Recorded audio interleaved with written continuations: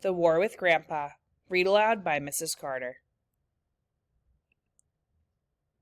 Chapter 5. Sad and Blue as the Sky.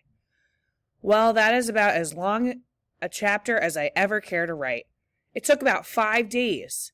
I don't know how authors ever write big fat books. They must spend their whole life doing it.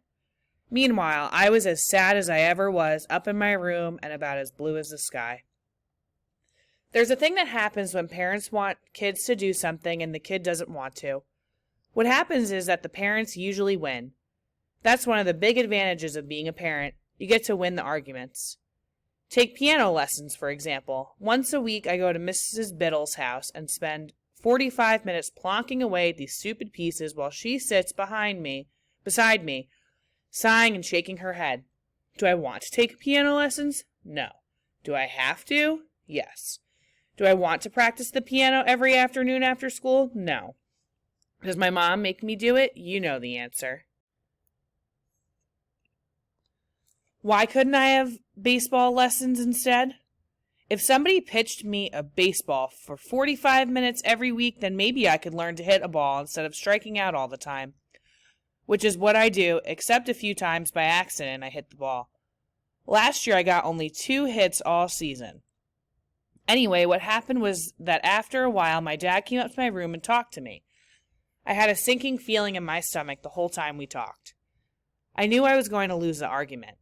They couldn't move Jenny upstairs because she was still a baby no matter what she says and because Grandpa had a bad leg. He couldn't even live on the top floor of our house. I'm sorry, Pete, that's just the way it is, Dad said. Can I say I think it stinks? I asked. Sure, it stinks. I agree with you, Dad said. It's disgusting, terrible, gross, and also horrible, I said. It sure is, Dad said. We'll start moving some of your things upstairs this weekend. I'm sure you'll be comfortable up there. I'll hate it. If you give it that attitude, you will hate it, Dad said. Give it a chance, Peter. Do I have a choice? I asked. No. Then I don't want to talk about it anymore. And we didn't. Chapter 6. I Promise.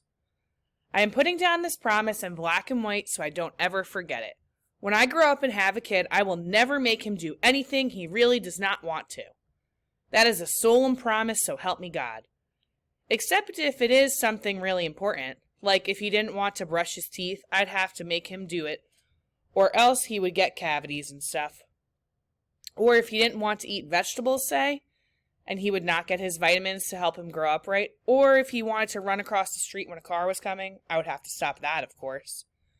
Or if he fooled around with matches or electricity or poison or things that could hurt him. And if he'd not want to go to school, why, I guess I'd have to make him go or he'd grow up stupid. Maybe there's a few other things he'd have to do I have not thought of, but other than that, no. And that's a promise. Chapter 7. Bits and Pieces. I noticed that my sentences are getting too long again. I will write them shorter. About my dad. He started moving things. My things. From my room up to the guest room on the top floor, which is also the 3rd floor. My toy cabinets. They are a yellow formica with white tops, 2 doors outside, 3 shelves inside, and all my good stuff was in them.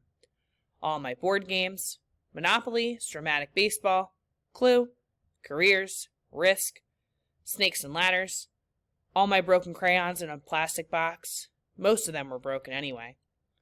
Old coloring books I only use when I'm homesick. All my baseball cards were on top of the cabinets in these shoe boxes. I have been saving them since I was 7. I have almost 2,000 baseball cards, counting extras. Then my mom moved my summer clothes upstairs into the closet in the guest room, my new room. I had to help Dad move my bookcase upstairs. First I moved my trophies. They go on top of the bookcase. I had 6 of them, all gold. They were baseball trophies from playing on my Beverly Boys Club team.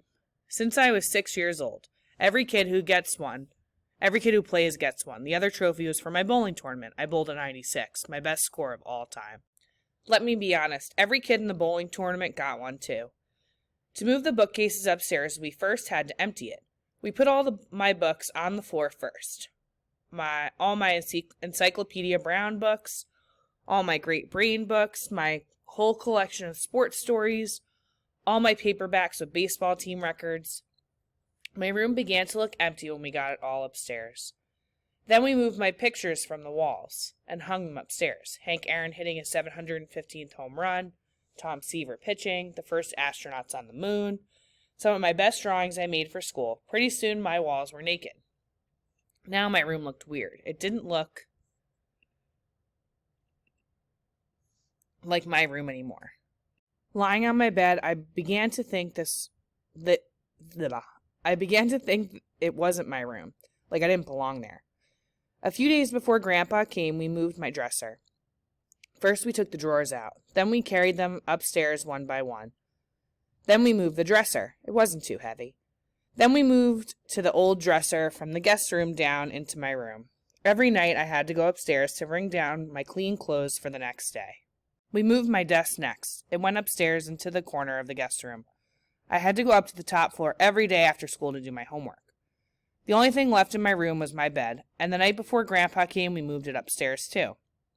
Now all the guest room stuff was in my room, and all my things were up on the top floor in the guest room.